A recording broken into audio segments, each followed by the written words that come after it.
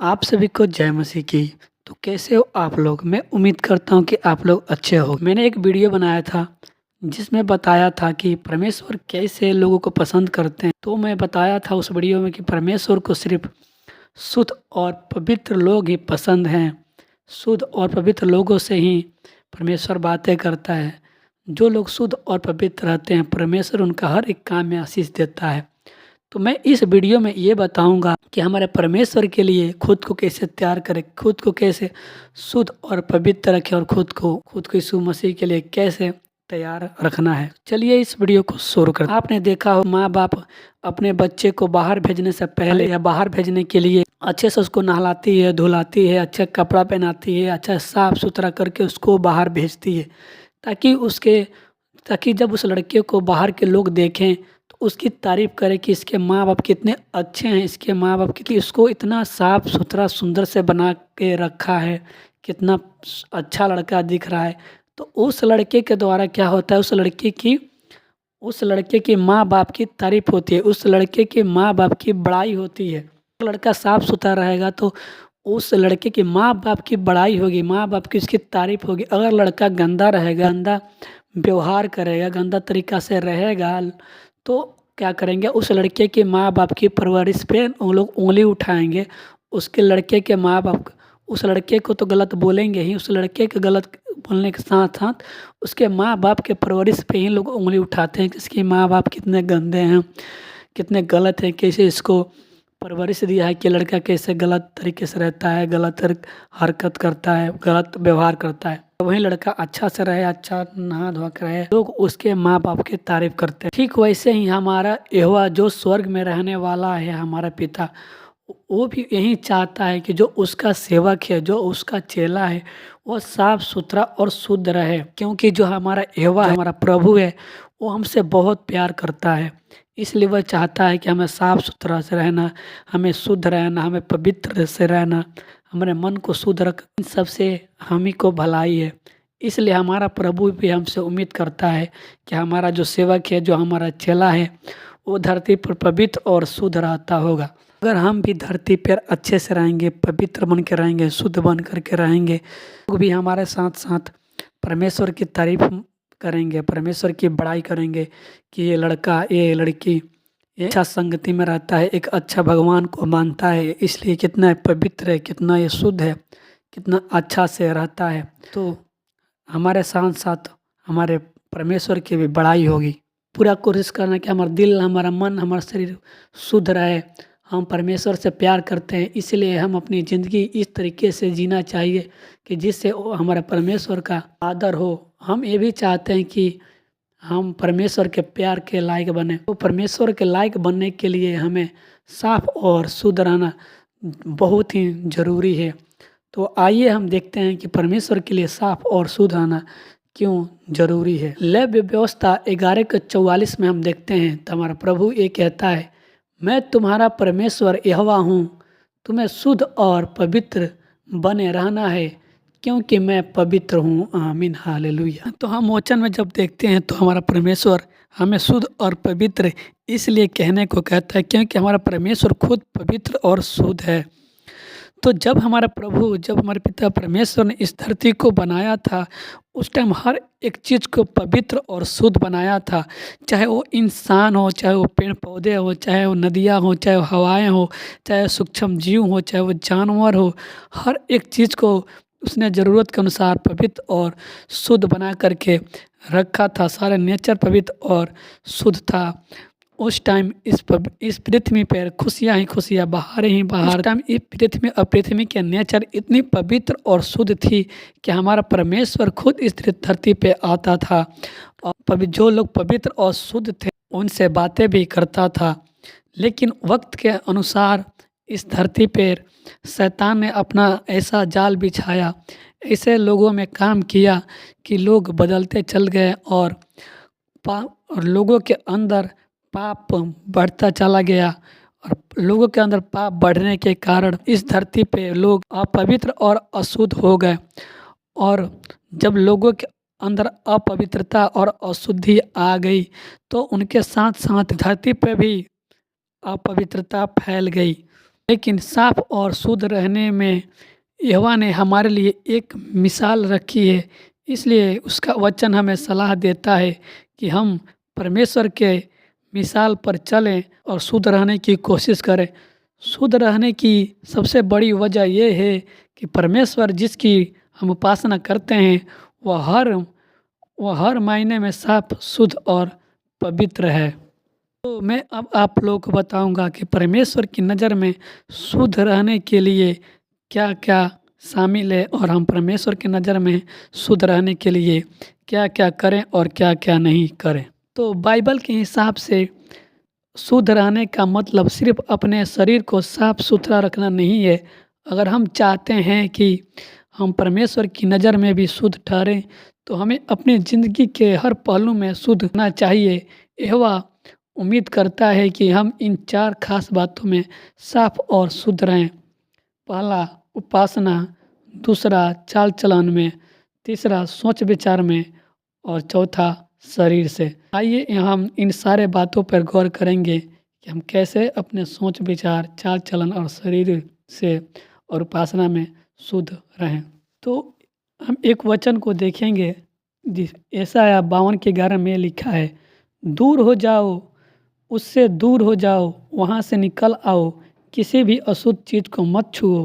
हे यहोवा के बर्तनों को उठाने वालों, उसमें से निकल आओ और खुद को शुद्ध बनाए रखो। आमीन, हालेलुया। अगर हमारा परमेश्वर प्रभु को अगर शुद्धता से उपासना करना है तो हमारा परमेश्वर जो चीज़ खाने के लिए मना करता है, जो चीज़ छूने के लिए मना करता है, जो चीज़ देखने के लिए मना करता है, उन सब चीज़ों को नहीं करना है। अगर हमारा परमेश्वर मूर्ति पूजा करने से मना करता है तो हमें मूर्ति पूजा नहीं करना है। हमें परमेश्वर के सिवा किसी और की उपासना और आराधना नहीं करनी है।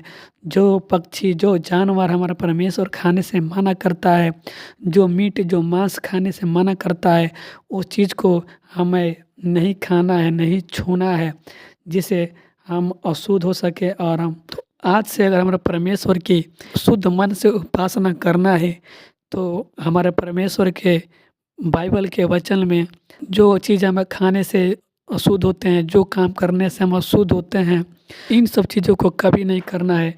अगर इन सब चीज़ों को हम नहीं करेंगे तो हम जब भी परमेश्वर की उपासना करेंगे एक शुद्ध मन से और एक शुद्ध रीति से करेंगे।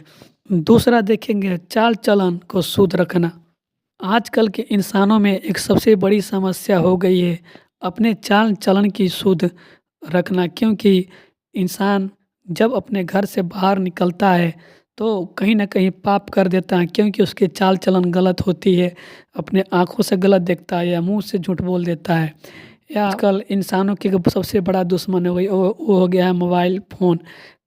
आजकल के हमारे नौजवान जो भाई बहन हैं ज़्यादातर अपने फ़ोन से भी गलत चीज़ें देख लेते हैं।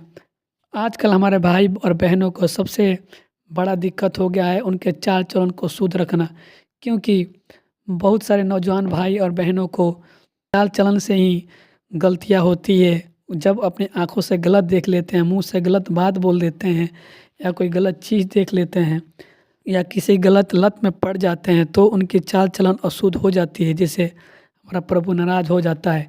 तो हम एक वचन को देखेंगे, इफिसियों 5:5 में ये लिखा है, क्योंकि तुम जानते हो और तुम्हें इस बात का पूरा एहसास है कि ऐसा कोई भी इंसान नाजायज़ यौन संबंध रखता है या अशुद्ध काम करता है या लालची है, जो कोई मूर्ति पूजा करने वालों के बराबर है, वह मसीह के और परमेश्वर के राज में कोई विरासत नहीं पाएगा। आमीन, हालेलुया। शुद्ध चाल चलन बनाए रखने में यह भी शामिल है कि किसी भी तरह के नाजायज़ यौन संबंध ना रखें। अपना चाल चलन हर हाल में शुद्ध बनाए रखना बहुत अहमियत रखता है। परमेश्वर के प्यार के लायक बने रहने के लिए ज़रूरी है कि हम नाजायज़ यौन संबंधों से दूर रहें, उससे भागे। जो लोग नाजायज़ यौन संबंध रखते हैं और पश्चाताप नहीं करते परमेश्वर के राज के वारिस नहीं होंगे। परमेश्वर की नज़र में वे उन लोगों में गिने जाते हैं जो अशुद्ध और घिनौने हैं। अगर वे बुराई छोड़कर शुद्ध चाल चलन नहीं अपनाते तो उनकी सज़ा सिर्फ मौत है। तो इसलिए आज के बाद से हमें किसी से भी नाजायज़ संबंध रखना है, ना अशुद्ध काम करना है, ना मूर्ति पूजा करना है। क्योंकि जो लोग ये काम करते हैं, जो लोग इन सब के राह पे चलते हैं, वो लोग कभी भी हमारे परमेश्वर के, हमारे प्रभु यीशु मसीह के राज के वारिस न होंगे।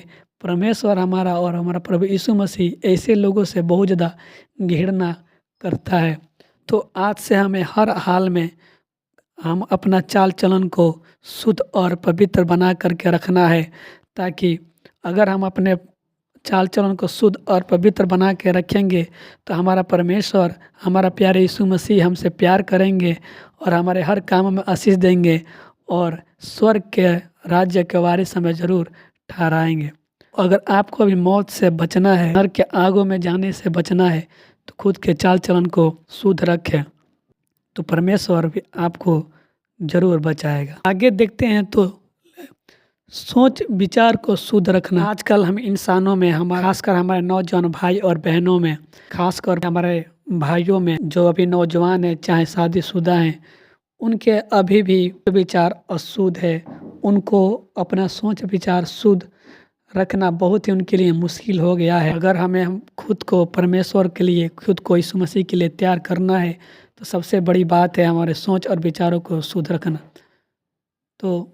तो हम एक वचन को देखेंगे, मत्ती 5:28 में ये लिखा है, मगर मैं तुमसे कहता हूँ कि हर वह आदमी जो किसी औरत को ऐसी नज़र से देखता है जिससे उसके मन में उसके लिए वासना पैदा हो, वह अपने दिल में उस औरत के साथ व्यभिचार कर चुका है। तो ये वचन हमें यही बताता है कि जैसी सोच वैसी काम। जी हाँ मेरे दोस्तों, अगर हम भी अपने दिल और दिमाग में गलत विचार लाते हैं, गलत विचार किसी के प्रति रखते हैं, तो गलत विचार हमारे दिल और दिमाग में घर बना लेता है। और उस विचार से जब हम किसी औरत को, जब किसी लड़की को हम देखते हैं, तो हमारे दिल और दिमाग में उसके प्रति गलत विचार, गलत बात आता है, जिससे हम अशुद्ध काम कर बैठते हैं, जिससे हम अशुद्ध हो जाते हैं। लेकिन हम अपना दिल और दिमाग वचन पर लगाएं और अपना दिमाग साफ सुथरे को रखें, शुद्ध विचारों से भरें, तो हमें शुद्ध चाल चलन बनाए रखने का हमारा इरादा मजबूत होगा। हम इसमें आगे देखेंगे, मत्ती 18-20 में ये लिखा है, मगर जो कुछ मुंह से निकलता है वह दिल से निकलता है, और यही सब एक इंसान को दूषित करता है। जैसे दुष्ट विचार दिल से ही निकलते हैं, इनकी वजह से हत्या, व्यभिचार, नाजायज़ यौन संबंध और चोरी की जाती है, और झूठी गवाही दी जाती है, और निंदा की बातें भी की जाती है। यही सब इंसान को दूषित करता है। तो मेरे प्यारे भाई और बहनों, इसलिए मैं आपसे कहता हूँ कि अपने दिल और दिमाग में, अपने विचार में कभी भी किसी भी कीमत पे गलत विचार, गलत बात नहीं लाना है, नहीं रखना है। अगर हम हमेशा वचन में बने रहेंगे, प्रभु के आराधना में बने रहेंगे, प्रभु के साथ बने रहेंगे, तो हमारे दिमाग में, हमारे दिल में कभी भी, हमारे विचार में कभी भी गलत चीज़, गलत विचार नहीं आएगा, किसी के प्रति बुरा ख्याल नहीं आएगा। अगर हम गलत चीज़ देखेंगे, गलत संगति में रहेंगे, गलत लोगों से दोस्ती करेंगे, गलत इंसान से नाता रखेंगे, गलत बात सुनेंगे, तो हम भी वैसे ही बन जाएंगे जैसे और लोग हैं। तो हमें और लोगों की तरह नहीं बनना है। हम एक मसीही लोग हैं, हम परमेश्वर के लोग हैं, हमें परमेश्वर के जैसे बनना है। जैसे हमारा परमेश्वर खुद पवित्र है, खुद अच्छा है, वैसे ही बनना है, ताकि लोग भी हमें देख के सीखें। और हमें सबसे पहले हमारे परमेश्वर के लिए, हमारे प्रभु यीशु मसीह के लिए खुद को पवित्र और शुद्ध रखना है। तो आज से हम अपने दिमाग और दिल को कभी भी गलत सोच और गलत विचार नहीं लाने देंगे। हम अपने दिल और दिमाग को हमेशा अच्छे बातों से, अच्छे वचनों से, प्रभु के अच्छे बातों से, प्रभु के अच्छे वचनों से भर देना है, ताकि हमारे दिमाग में, दिल में कभी भी, किसी भी वक्त, किसी भी हालात में गलत विचार नहीं आने पाए। कि कभी भी हम किसी लड़की, औरत को देखें तो उसमें हमारी माँ, बहन दिखनी चाहिए। कभी भी किसी भाई को देखें तो उसमें अपना भाई दिखना चाहिए। कभी भी हमारा गलत विचार ना आने पाए। हमारे दिल और दिमाग को ऐसे बनाना है, तब जाके हमारा परमेश्वर हमसे खुश होगा। तो मेरे प्यारे भाई और बहन, मैं आपसे एक बार फिर बता दे रहा हूँ, हमारे सोच और विचार को शुद्ध रखने का एक ही तरीका है। ऐसे किसी भी किसी भी काम मनोरंजन से दूर रहना है जो हमारी सोच और विचार को गंदा कर सकता है।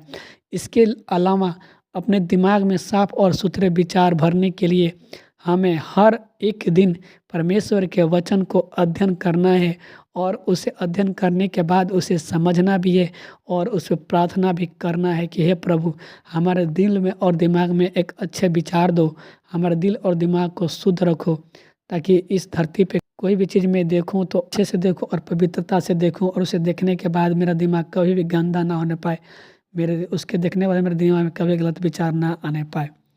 तो आपने देखा कि परमेश्वर के प्यार के लायक बनने के लिए कितना ज़रूरी है हम अपनी उपासना, अपने चाल चलन और अपने सोच विचार को शुद्ध बनाए रखें। मेरे प्यारे भाई और बहनों, अगर आप लोग को भी परमेश्वर के साथ बने रहना है, स्वर्ग में जाना है, परमेश्वर के साथ रहना है, के लिए पहले आपको परमेश्वर को खूंस पर करना पड़ेगा, परमेश्वर की नज़र में अच्छा बनना पड़ेगा, और उसके लिए आपका चाल चलन, आपके सोच विचार को शुद्ध और पवित्र बनाना पड़ेगा। और साथ साथ आपको, अगर आप अपने सोच विचार और चाल चलन को शुद्ध और पवित्र बनाते हैं तो आपका उससे शरीर भी पवित्र बनेगा, तो आप जरूर स्वर्ग के काबिल होंगे। आज के लिए इतना ही, मिलते हैं दूसरे वीडियो में, तब तक के लिए आप सभी को जय मसीह की, प्रेज द लॉर्ड। अगर ये मेरा वीडियो आप लोग को अच्छा लगा तो इस वीडियो को लाइक करें, कमेंट करें, शेयर करें और प्लीज़ सब्सक्राइब करना ना भूलें। आप सभी को जय मसीह की, हालेलुया, आमीन।